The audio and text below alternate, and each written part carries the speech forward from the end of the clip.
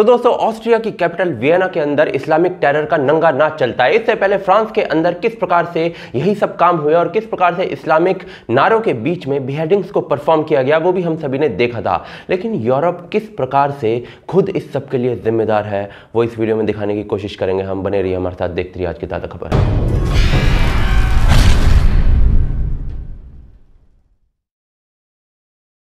तो दोस्तों, ऑस्ट्रिया की राजधानी वियना में इस्लामिक आतंकी खुलेआम सड़कों पर गोलीबारी करते हुए दिखे कल। लेकिन ऑस्ट्रिया की जनता क्या कर रही थी पता है? बच बच के भाग रही थी। ऑस्ट्रियन पुलिस ने नंबर ऑफ रेड्स किए हैं, कुछ लोगों को अरेस्ट किया है, लेकिन जिन्हें जो करना था वो करके जा चुके हैं। अब कितने ही अरेस्ट कर लो, कुछ नहीं होने वाला। ऑस्ट्रियन इंटीरियर मिनिस्टर ने इसे इस्लामिक टेरर अटैक कहा है। यह इसलिए इंपॉर्टेंट है क्योंकि आज से कुछ दिन पहले ही फ्रांस के जो राष्ट्रपति हैं मैक्रोन, उन्होंने भी इस्लामिक टेरर नाम के शब्दों का इस्तेमाल किया था।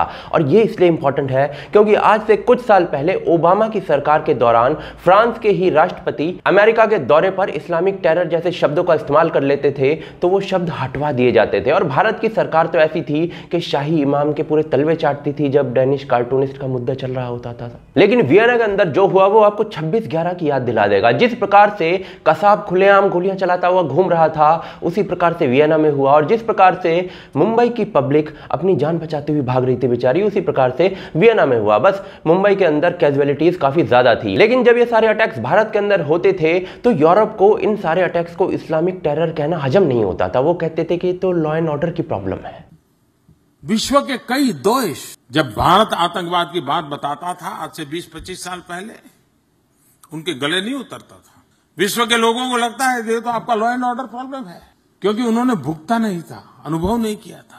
आज विश्व में किसी को टेररिज्म समझाना नहीं पड़ रहा है, टेररिस्टों ने समझा दिया है। लेकिन चलिए अब इस बात पर नजर डालते हैं कि वियना में जो हुआ है वो किसने किया है। तो जी, ये इस्लामिक आतंकी जिसने खुलेआम ये कांड किया वो वियना का ही रहने वाला था, वहीं पर पैदा हुआ था और एक नॉन इस्लामिस्ट था और आईसिस ज्वाइन करना चाहता था। और इसके बारे में ऑस्ट्रियन इंटेलिजेंस को पता भी था और इसके जैसे करीब 90 लोग और हैं। लेकिन ये जो आतंकी था ना, ये सिर्फ 20 साल का था और यहीं पर पैदा हुआ था ऑस्ट्रिया के अंदर ही। लेकिन इसका जो बाप था वो अल्बानिया से यहां पर आया था। अल्बानिया एक मुस्लिम मेजॉरिटी देश है जिसके अंदर 1991 में और 1999 में मास एक्सोडस हुआ था, यानी कि वहां से मास रेफ्यूजीज दूसरे देशों में गए थे यूरोप के अंदर, क्योंकि वहां पर कम्युनिज्म का उस समय अंत हो गया था और इकोनॉमी चरमरा गई थी और खाने पीने के लिए भी कुछ ज्यादा नहीं था लोगों के पास। अभी जो कल कांड हुआ है ना, ये भाई साहब तो ऑस्ट्रिया के अंदर ही पैदा हुए हैं। लेकिन इस बात की काफी श्योरिटी है कि जिसको बाप होगा वो 1991 या 1999 के अंदर जो रेफ्यूजीज घुसे थे बाकी देशों में यूरोप के, उनमें ही आए होंगे। लेकिन चलिए, टाइम में क्या रखा है, इतनी श्योरिटी है कि जो ये आतंकी था ना, इसकी रूट्स भी रेफ्यूजी स्टेटस से जुड़ी हुई है। दूसरी तरफ फ्रांस के अंदर सैमुअल पैटी नाम के स्कूल टीचर को मारने वाला आतंकी भी चेचेनिया से एज अ रेफ्यूजी फ्रांस के अंदर आया था। और निस अटैक के अंदर भी जो आतंकी थे उनका भी ऐसा ही स्टेटस है। इससे पहले फ्रांस में 2018 में नाइफ अटैक्स हुए और बंदे ने इस्लामिक नारे लगाते हुए पुलिस के ऊपर अटैक किया। तो जो बंदा था वो चेचेनिया से एज अ रेफ्यूजी आया था। या फिर 2015 में फ्रांस में बॉम्बिंग्स हुई तो सारे के सारे आईसिस के आतंकी थे। और ये जो बात है ना, सिर्फ ऑस्ट्रिया और फ्रांस तक सीमित नहीं है। 2017 में यूके के अंदर जो बॉम्बिंग्स हुई थी ट्रेन के अंदर, उसमें हसन नाम के बंदे का हाथ था। और वो बंदा जो था ना, वो यूके के अंदर इलीगली घुसा था, ये कहकर कि उसकी एज जो है वो 18 साल से कम है। और यूके वालों ने उसको असाइलम दे दिया 2015 में इस बात का रेफरेंस लेकर। बाद में जब इस बंदे का इंटरव्यू लिया गया तो पता चला कि ये तो भाई आईसिस का रिक्रूट था और इसको मौत का तांडव मचाने की ट्रेनिंग दी गई थी। यहां से ये बात क्लियर हो जाती है, यानी कि यूरोप के अंदर जितने भी टेरर अटैक्स हो रहे हैं वो रेफ्यूजीज से जुड़े हुए हैं। दूसरी तरफ आईएसआईएस और उसकी जैसी और ऑर्गेनाइजेशंस जो हैं वो छोटी उम्र के ट्रेंड आतंकियों को भेज रही हैं यूरोपियन देशों में नन्हे मुजाहिद बनाकर एज अ रेफ्यूजी। लेकिन अब जरा ये देख लेते हैं कि यूरोपियन कंट्रीज क्या कर रही हैं। तो ये चार्ट देखिए, इसमें आपको असाइलम यानी किसी दूसरे देश के द्वारा दी गई शरण का डेटा है। जर्मनी करीब 11 लाख से ऊपर, फ्रांस करीब 4 लाख से ऊपर, यूएस के करीब 3.5 लाख और इसी प्रकार से स्वीडन, इटली, ऑस्ट्रिया भी करीब 1,35,000 असाइलम्स दे चुका है। और ये सिर्फ असाइलम का डेटा है। रेफ्यूजीज का जो डेटा है वो तो अंतड़ियां हिला देगा।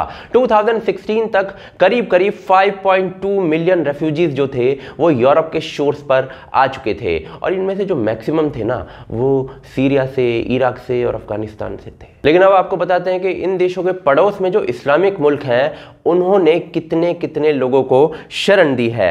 आप देख सकते हैं कुवैत ने 692, सऊदी अरब ने 320, ओमान ने 307 यानी 307, कतर ने 203। मतलब शर्म नहीं आती इन लोगों को बॉयकॉट फ्रांस चिल्लाते हुए, जबकि एक आध असाइलम भी नहीं दे पा रहे हैं अपने ही पड़ोस के इस्लामिक देश के लोगों को। अब जरा टेरर अटैक्स में हुए इंक्रीज का डेटा देख लेते हैं। फ्रांस और ऑस्ट्रिया के बारे में ऑलरेडी बात हो चुकी है, यूके और यूएस जैसे देशों में हुई बॉम्बिंग्स के बारे में भी बातें होती रहती हैं।